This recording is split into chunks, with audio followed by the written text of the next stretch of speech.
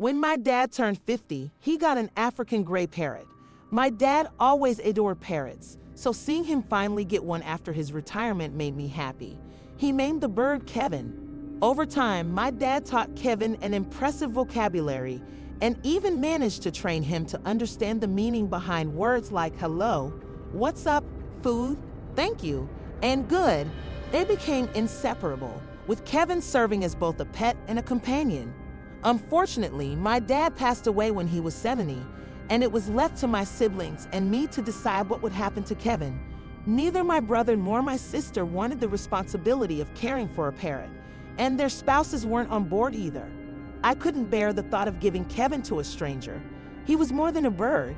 He was my dad's best friend and one of my last connections to him. So I decided to take Kevin in. I placed Kevin's cage in the den, the lowest level of my house since I don't have a basement. Kevin's a moderately noisy bird, especially in the mornings, but he quiets down later in the day. When he gets too loud, I drape a blanket over his cage and it usually calms him down. At night, I watch TV in the den to keep him company until around 10 p.m., when I head to bed and let him sleep. For 2 years, Kevin and I settled into this routine. I became familiar with his behavior and knew when something was off.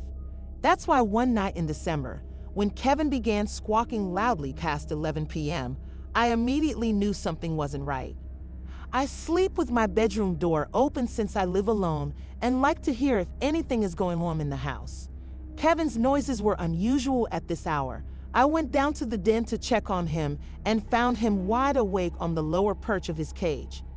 He looked at me and started repeating phrases like hello, what's up, and even his own name. He was bobbing his head up and down, his whole body moving as if he were dancing.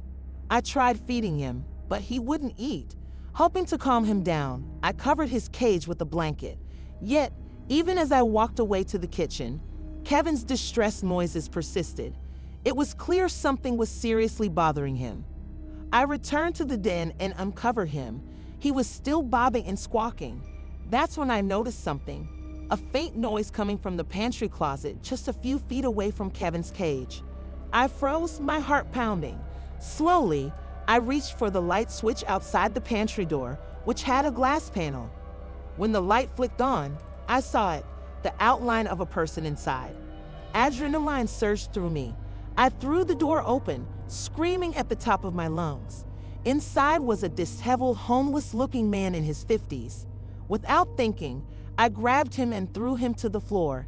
He fought back, clawing at my face, but I managed to overpower him, putting him in a makeshift chokehold.